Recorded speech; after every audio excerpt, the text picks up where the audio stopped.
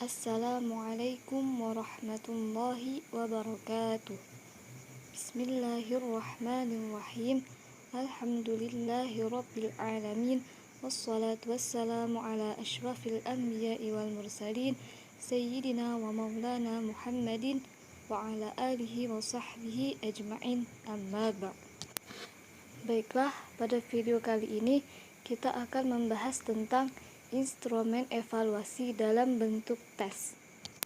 Sudah kita ketahui bahwasanya tes adalah suatu prosedur sistematis untuk mengukur sampel perilaku seseorang. Dalam konteks pendidikan, hal yang hendak diukur itu adalah tingkat kemampuan seseorang dalam menguasai bahan pelajaran atau kompetensi yang telah diajarkan kepada seorang siswa. Dalam konteks ini, ada dua istilah yang harus kita pahami dan bedakan, yaitu istilah prestasi belajar dan hasil belajar. Hasil belajar meliputi aspek pembentukan watak seorang siswa, sedangkan prestasi belajar lebih menekankan pada aspek kognitif atau kemampuan.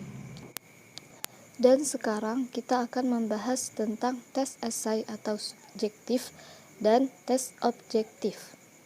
Yang pertama adalah tes esai. Tes esai atau subjektif adalah sejenis tes kemajuan belajar yang memerlukan jawaban dengan pembahasan atau uraian kata-kata. Ciri-ciri dari pertanyaan dalam bentuk tes esai yaitu bisa dengan didahului seperti uraikan, jelaskan, mengapa, bagaimana, dan lain-lain.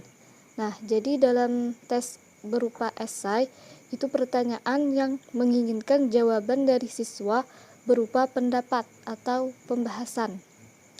Adapun jenis-jenis bentuk tes uraian atau tes esai, yang pertama ada uraian terbatas. Dalam menjawab soal bentuk uraian terbatas, peserta didik harus mampu mengemukakan hal-hal tertentu sebagai batasannya. Nah, dan bentuk uraian terbatas ini dapat digunakan untuk menilai hasil belajar yang kompleks, yaitu berupa kemampuan-kemampuan seperti menjelaskan, hubungan sebab akibat, atau mengajukan pendapat, dan lain-lain. Contoh pertanyaan yang berbentuk uraian terbatas seperti misalnya, sebutkan 5 rukun Islam. Nah, siswa hanya menyebutkan 5 rukun Islam saja. Karena dalam contoh soal yang tadi terdapat batasannya, yaitu menyebutkan 5 rukun Islam. Jenis yang kedua yaitu uraian bebas. Dalam bentuk seperti ini, peserta didik bebas untuk menjawab soal dengan cara dan sistematikanya masing-masing. Peserta didik bebas mengemukakan pendapat sesuai dengan kemampuannya atau pengetahuan yang dimiliki. Bentuk uraian bebas ini dapat digunakan untuk menilai hasil belajar yang bersifat kompleks, seperti kemampuan menghasilkan, menyusun, atau menyatakan ide, dan lain-lain. Nah, contoh pertanyaannya, misalnya, bagaimana perkembangan sastra di Indonesia? Jelaskan dengan singkat. Nah, dalam menjawab pertanyaan seperti ini, siswa bebas mengemukakan pendapatnya. Tes yang kedua yaitu tes objektif. Tes objektif adalah tes yang dalam pemeriksaannya dapat dilakukan secara objektif. Hal ini memang dimaksudkan untuk mengatasi kelemahan-kelemahan yang ada dari tes esai. Tes objektif adalah tes yang terdiri dari item-item yang dapat dijawab dengan jalan memilih salah satu jawaban yang benar. Jenis-jenis tes objektif. Yang pertama ada tes bermasalah. Contoh pertanyaannya misalnya, nahwu adalah ilmu yang membahas bagaimana menyusun kalimat yang sesuai dengan kaidah. Nah, siswa hanya perlu menyebutkan apakah soal tersebut benar atau salah.